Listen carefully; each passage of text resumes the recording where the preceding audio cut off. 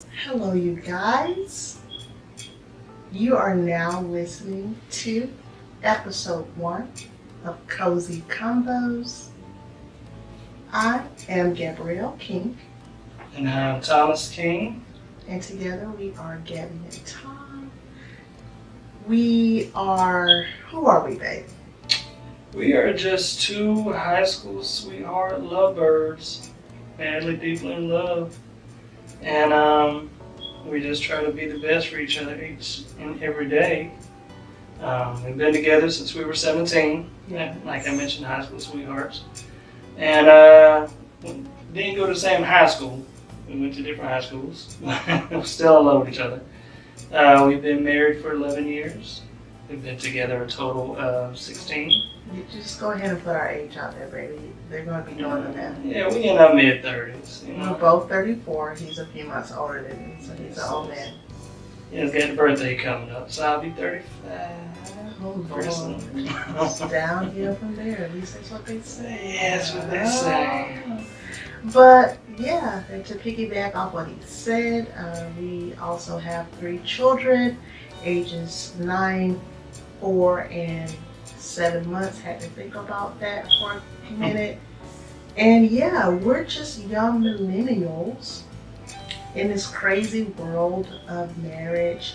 And each and every day we try to show up and be intentional with our time, intentional with our love and affections and little mannerisms so that they don't go unheard. Mm-hmm. We created this podcast in a time where it seems like you can never say all, but a lot of marriages. You said several. A large percentile of the marriages, specifically along our age group, it's a lot of ratchetness going on. No judgment, but if we were to pass a little judgment, I just don't know how many times I've listened to podcasts where, the topic of open marriage comes up and both parties are in agreement with it. Mm-hmm. And see, you call it ratchetness, mm-hmm. which is a very notable word for that. Mm-hmm. But me personally, I would just call it questionable behavior. Okay. We'll go with that. That's when something goes on and you just look at yourself and say, why the does do they do Right. that, So I just call it questionable behavior. I can go with questionable behavior. We're not at all knocking those questionable behaviors. Whatever works for you, works for you. But I think that our generation also owes it to the generation that's going to come after us, mm-hmm. that are coming up after us, to see some type of representation where that's not the case. Where 2 people get married and they're for each other. 2 people get married and that's it. Mm-hmm. They wake up every day in that marriage to try to be a better version of themselves and a better spouse for their partner, mm-hmm. without including someone else. So that's what we're trying to represent. Am I speaking for you? I mean, to feed on what you were saying, I said, you got to be the one to set the example, because us growing up, us 80s babies, we looked to parents who grew up in the 70s to early 80s. And that is the example that they set for us, that you don't do those wild things, And somewhere down the lines got blurred, and people was like, hey, I'm gonna do this, I'm gonna do that. It's okay to do this. And, we've been lucky to be a couple that did not fall into that category. But we have to be the ones to change the minds of people who are doing that. But we also have to be the ones to teach and motivate and mold our children that it is not okay. It's not cute. It's tacky. I'm sorry, babe. I think that's where we disagree. I have no interest in changing the minds of what another married couple is doing. But if by any way what we're doing makes them have another conversation amongst themselves, great. But I'm not here to knock what anyone else is doing. I guess that's a better way. Yeah. We're just gonna, basically what we're here to do is showcase what works for us. Right. And that it's possible, right? Mm-hmm. With the work. I feel like with infidelities or with open relationship, I feel like that is a easy way out of stressful and confrontational situations, right? I agree. So, yeah, but we're not going to go down that whole rabbit hole on open relationships and open marriages on the very first episode. Let's not do that. Instead, we just celebrated our 11th wedding anniversary on May 10th. Mm-hmm. And with that, I feel like I just wanted to share some of like the biggest lessons we've learned, each of us, in those 11 years, right? Yes. So let's do 10 things that we've learned by being married for 10 years. Okay. It's been a lot of lessons. A lot of lessons learned, a lot of lessons taught. Yes. Yes. No road was easily traveled. Not at all. We ran out of gas a few times. We did. But But what did we do? You pulled that baby back up. You had to go find. Trying to pick up something to go with my analogy, but you worked through it. So what's first on your list?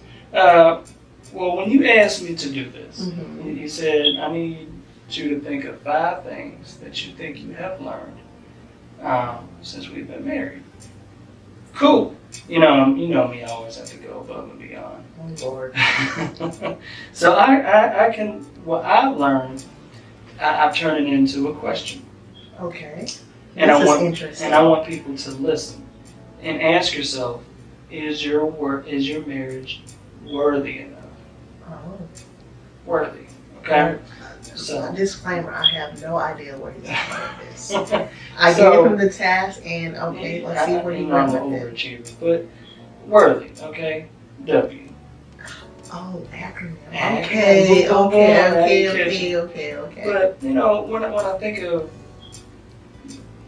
one of the things I've learned is, are you willing to go above and beyond to make her or him happy? Again, that goes back to nothing is easy and nothing is given to you. So sometimes you have to put yourself in an uncomfortable position just to make her happy. It kind of goes in with happy wife, happy life. It may not be something that you particularly like to do or you want to do. And I can use our platform as an example. There may be times I may just want to sit down and relax and drink a brewski or whatever. And you say... Sidebar. So we have a YouTube, Gabby and Tom on YouTube. We also have where we're most active on, it's IG, Gabby_N_Tom. And that's what he's talking about right now. Talk to me, baby. Yeah, but I'm not knocking it. Yeah. But, and it's the same thing for you. That I ask you to do something for me and you're like, do I really got to do it? But at the end of the day, that 10 seconds or 10 minutes or whatever it is going to make things that much better between you and that person. Right. Versus saying, man, I ask you to do this all the time, never do nothing for me. But if you just take 10 minutes out of your day, give it 100%, and you're done. And guess what? Your wife is happy. Right. That is the most easiest and simplest task. Though you may not want to do it, though it may drive you insane sometimes. Oh, he's telling you. It makes her happy. Yeah. Second and I thing. appreciate you for that, by the way. And that point, I just want to point out that point touches on one of my 5 too. But go ahead with your next. You can't be stealing my stuff. No, but it does. Go ahead. So my second thing Uh-huh. is optimism. Again, never are you going to have a perfect day. I hope you do. A perfect week. You know, you're going to have issues and problems arise in any marriage, in any relationship. And a lot of times you have to be a stronger person for the other. You know, and the reason I say that is you may be having a bad day, or I may be having a bad day. And I have to be your cheerleader. I have to be the one to be optimistic for you, to make you see, you know, that maybe it's not as bad as you think it is. Yeah. Because you hear me say this all the time. Things can always be worse. Somebody out there has it worse. For sure. It's a guaranteed fact. And if you just remind yourself of that and tell yourself that, your brain will kind of trickle to a side of positivity to be like, you know what, this little thing that I'm stressing about really is kind of stupid. You know, it sucks what I'm going through, but Johnny down the street, he has it 10 times worse. You know. So someone to bring things back into perspective for you. Right. Right. Right. So when I say staying optimistic, you need to be optimistic for yourself, first and foremost. But in the times where you can't. When you can't. But if when it comes to a marriage perspective, you have to be, there has to be that coach and team player relationship. And there's no such thing as a steady coach or a steady team player. The roles have to reverse. Yes. You know, so again, I have to be your cheerleader when you're feeling down or you're stressed out or whatever the case may be. And I have to say, hey, it's okay. It's okay. And then you turn around and do the same thing. For sure. So optimism is strong key. R for worthy. The huge one, respect. And when I say respect, I don't, yes, I do mean being respectful, you know, in a language and action sense. But when I wrote this, I was thinking you need to be respectful of each other's space. You need to be respectful of each other's mind thinking. Because, again, that kind of goes back to being optimistic and being the cheerleader. And the reason why I say that is because nobody's going to have a perfect day. Yes, I can be optimistic and tell you it's going to be okay. But sometimes you just want to be left alone. And I have to understand that. And respect that. You know, there may be a time when you're headstrong on this idea, and personally to myself, I'm saying that's a stupid idea. I wouldn't do that. But it's your project. I have to respect this is what you want to do. And sometimes you got to let people find that out for themselves. So, and the same thing in my projects. You know, I always ask you for your feedback. What do you think? And you got to learn not to, wear your heart on your sleeve and be so emotional about things. But you need to just be respectful. Okay, she doesn't think this is a good idea. So that's when you can kind of twist it and say, okay, so what would you do? You know, be my coach in this moment. Be optimistic. So if you don't think this is... You see how he's tying his previous points into the current one? I like it. I'm sorry if I keep referring to sports and a lot of things, but you got to have that kind of mindset. So just, respecting their space, respecting their mindset, respecting their emotions. Right. Okay. And then after respect, you have thank. You need to thank each other. You know, this is the T in worthy if you're not keeping track. Oh my. You need to thank each other. And this is so good. I'm just really flabbergasted right now. Of your I told you I'm over to you. So. I'm sorry. I didn't say that. Okay, yes. You need to thank each other. And when I say thank each other, yes, you can say, thank you for helping me with this task. Thank you for being there when I needed you. But you know, in a marriage, husband and wife, there's a lot of sacrifices. A lot of sacrifices are known. You know, I can see what you're doing. Mm-hmm. You can see what I'm doing. There's a lot of them we do together. Right. But there's also a lot of unknown sacrifices. You know, for the married couples who are kind of, I guess you could say, similar in our situation, where is you work from home and I don't. You know, the days that I'm not here, I don't know what you're going through. Right. I have no idea. You know, you could tell me on the phone that you're having a good day, but really in your mind, you're like, oh my God, when can this day be over with? And then I come home and I just do whatever I want to do. But again, I'm not respecting what you went through for the day. And I'm not thanking you for your unknown sacrifices. You know, how many times did you have to get up with the baby? How many times did you have to stop and help our kids with the homework? Or, you know, God forbid you have a sick child. How many times did you have to get up and help the kid in the bathroom? Or whatever the case may be. So what I'm pretty much saying on this is that the word thank you may be a 2-letter word, but it stretches so much 2 more. words. Did I say 2-letter? Yeah. I'm sorry. It's 2 words. My mind's kind of running We off. get you, yeah. It's 2 words. It's a short phrase, is what I'm trying to say. It's a short phrase, but the words thank you stretch a mile long. Absolutely. I have 2 more. So right now we're spelling the word worthy. Okay. Just to recap, W, willing to do whatever is necessary to make your spouse happy. Optimism, respect, thanking each other.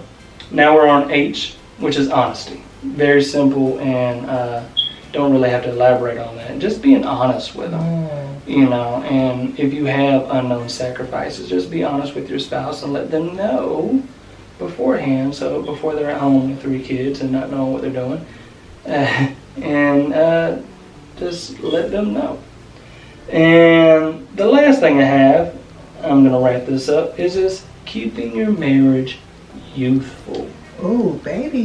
Youthful. And that's something that we do. I think that's something we do effortlessly. Yes. Just because of our personality. Yes. And let me be clear. Mm-hmm. When I say youthful, I'm not speaking 100% sexual. Oh no. That is truly a piece of the pie. But when I say youthful, you have to learn to laugh. You have to learn to be retarded with each other.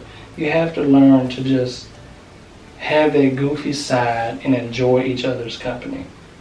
Again, and not take everything so serious. Agreed, because again, your spouse could be having one of them days, and if y'all both have the personalities to make each other smile, you will have a 360 of a day. For sure.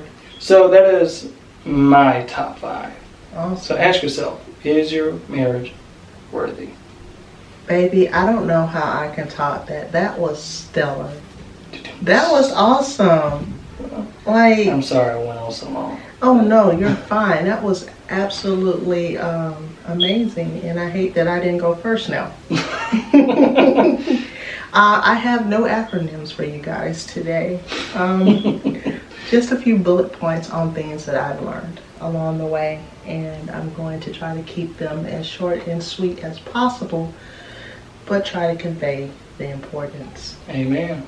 So, one of the first things I've learned since being married to you is, this is my first one, and this was the first one that you, basically what you were saying with your W, okay, is compromise, right? Mm-hmm. What are you willing to do to make the other person happy? Yes. That's compromise. Yes. All day long. And that was a big one for me, because I'm not gonna lie, in our dating life, you spoiled me to a great degree that anything I wanted, you gave. Anything. I still do. Just a lot of times I can't afford the Not even monetarily, but what I mean is, hey, babe, decisions like, oh, I really want to do this, and I know you really want to do something else. But yeah, doing things I don't necessarily like to do or want to do, because I know that those are things that you like to do and want to do. Mm-hmm. And I don't know if you know that I make a conscious effort to do that or not. You make a conscious effort? Yes. See me, I just do it. No, but is it something that you recognize on my end? I'm thinking. I wish you could see his face. Do you need an example? You can give me an example, but I will say there's times like, but I don't really think this is a conscious effort when you're like, what do you want to eat? I'm like, whatever you want to eat. No, that's not what I mean. Well, let's just eat whatever you want to eat. That's not what I mean. Of course, I should have came with some hardcore evidence, but it could be something as simple as, you love to frequent Home Depot. Mm-hmm. A lot. And not me so much. But when you go, you always want me to go. And the whole family to go, as if it's some type of reunion of sorts. It's something I don't want to do. I would much rather be at home, content creating, doing laundry.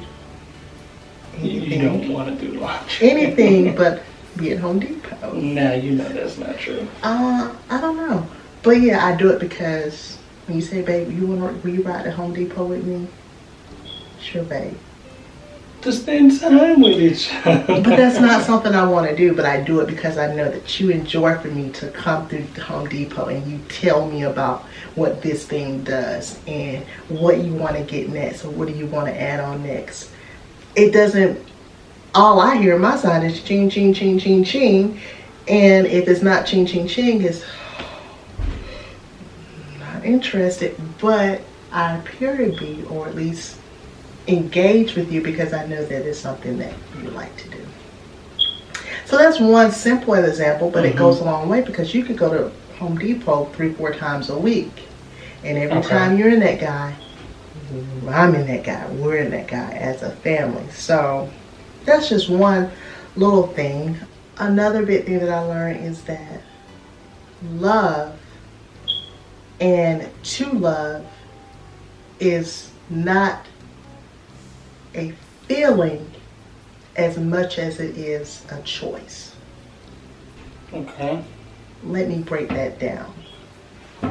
I feel like when you first start in a relationship and you first getting into that, oh, I love you, you love me, that's the feeling, right?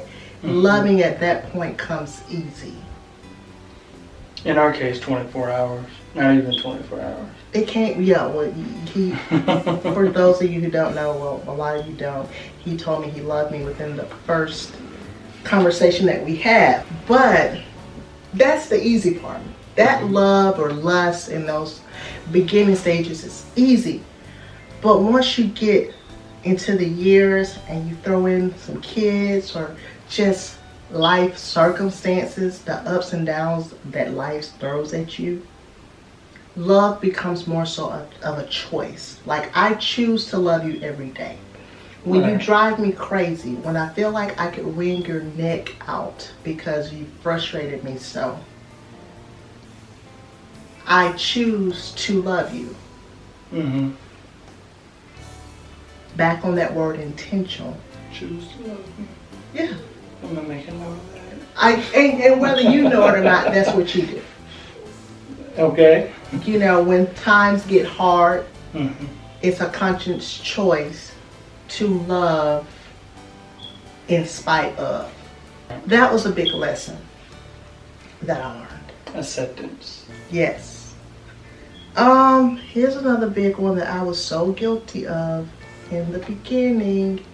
And I think you touched on this as well. To give space when needed. I was so guilty of when we would have an argument about something and you would walk away. That would piss me off so bad. Don't walk away from me. No, we're going to settle this right now, right here. But you notice now, I guess that's what you're touching on. You have learned it, because now we do that to each other. You know, I've learned it.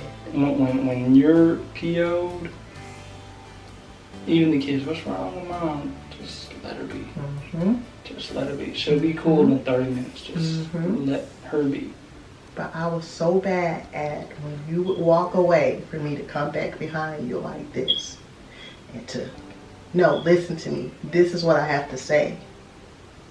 And all that did was add more fuel to the fire. More fuel to the fire. Because you get in a situation where you're not being cognizant of what you need to really say, and you start saying something that is way off, out of bounds, and and you end up regretting. You're gonna strike a chord that is gonna be hard to take back. So sometimes you just need to just chill, walk away, get your thoughts together, and that's when you're probably gonna say this, the A word.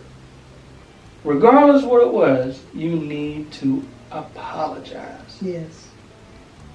Even if you didn't say nothing bad, but if you got in a situation where you said a lot of things that you really did not mean, you better apologize. For sure. One thing about arguing, and I'm pretty sure you've heard this before, but it takes two. So if I'm arguing and you're not participating, I just look like an idiot.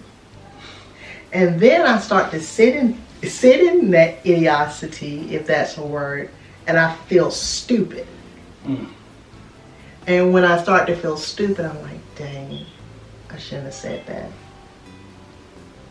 Dang, what kind of BJ am I going to have to give this time to? BJ, am I going to have to give this time to make up for all the harmful things I've said? But now, to speed forward, I don't do that. Like, I walk away. We give the space that we needed. And not always just in an argumentative situation, but just when you need a breather, And we do that for each other all the time. If I've had more of a workload with the kids and they triggered something in me more so that day, you would tell me, babe, go to Walmart, go to Target, go to Starbucks, just get out of the house. And I'll tell you, go to Home Depot. Just go. Either that, or, go for a walk. Somewhere and take the kids. Why are you looking over the kids? So you can just be in the house by yourself. Just that space is so needed at times. Trust us. Oh, baby, we're in agreement.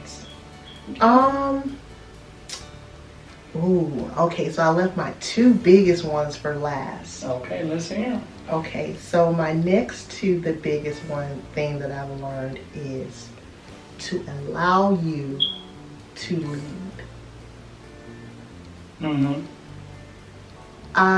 My personality by default is alpha. Your personality by default is, what's the opposite of that? Beta, but I would say co-alpha. Co-alpha. But it's beta. Yeah, you're beta all the way. So it was very hard for me to step back and let you do stuff. Let you be the head. Essentially, we're going to bring the Bible into the instance of Christian marriage. Let you lead, let you be the head. And I can remember when we first got married, and I can remember calling my mom and be like, Mama, Tom wants to do this, and I know he's going to end up regretting it. It's going to cost a crap load of money, only for him to realize we should have did it my way. And then I can remember her telling me that's going to be an expensive decision that he has to make. Yep. And ever since then, with a few more life lessons, and it pains me sometimes, I'm not gonna lie. It's gotten better, I would say, in the past 2-3 years, to just let you, hey, you the man, I'm just a woman. I tell you that all the But then time. what do I always say? God gave y'all a bigger name Yeah, for a God reason. gave you a bigger name for a reason. No, you're the man, I'm just a woman. You know? Whatever you feel, that's what we'll do. Yeah. And lastly, Dun, dun, dun, dun. this was a big one for me. Dun, dun, dun, dun. I have learned within 11 years of marriage that you are not the source of my happiness. You can be A source. a source. But you're You not. definitely can't be the cause of my unhappiness, because that's toxic. Mm-hmm. But you're not the source of my happiness. My happiness has to first come from me. Amen. I think we both kind of learned that within the past, I say 6-7 years for me. You know, when you put things into retrospective, career and where you are in life and da da da da, you can't really rely on other people to find the happiness. You have to dig in yourself and say, whether it's you look a certain way due to your weight, or you don't make X amount of money, and you just have to look at yourself and say, well, what can I do to change my way of thinking? Exactly. It was a time, I want to say Madison, she's now 9. I want to say Madison was 2 or 3. And every time I think about it, I get a little teary-eyed. I was so depressed. So depressed. Because I wasn't happy where I was in life. I felt like I put my schooling on hold. I had put my career on hold. I felt like I couldn't move up in my current position because I have this baby. And if I try to move up or be more of a force in my position at work, or more of a present, that I'd be taking away my time with her. And someone needed, one of us, your hours were crazy at the time. You were moving up in your career, but your availability and your schedule was crazy. And in order for me to move up, I would have to put more of myself into my job at the time. But you couldn't. But I couldn't because of the baby. At least that's how I felt. Right. So I felt like I had been, what's the word? Drained, Not necessarily held drained. back, restricted. Okay, sure. One of those. I'm just trying to help you out. I despised you. Because although I was glad that you were doing well and you were able to provide, I also wanted that same for me, right? So I was like, I'm not happy. You're not making me happy. And he would say, what do you want me to do? What can I do to make you happy? You remember that? Mm-hmm. I don't know. You don't care. Just leave me alone. You weren't being vocal. You were hoarding all that stuff in. And guys, if y'all are listening to anything I'm saying, the worst thing you can do when it comes to self-love is to hoard stuff on the inside. People drive themselves to a grave doing that. And that's one thing I applaud myself on, is always being the type of person to listen. Because sometimes people just need somebody to listen. Right. And in that case and in that scenario, I was trying to be that person to listen. Only problem was you didn't want to talk. Not only that though, Tom, I had to find the happiness within me. Like you Right. couldn't be that it's not your responsibility to make me happy. Right. Are we perfect? No. Mm-mm. Are we 100% where we want to be? No. But we're having fun during the journey. Amen. Amen to that. I sister. think that's a great way to close, baby. Yes. That's a great way to close. I thank you for being who you are. I thank you for being a factor in my happiness. And I thank you for always, one thing I got to give it to this man for is that he's always open and willing to do the work. I try.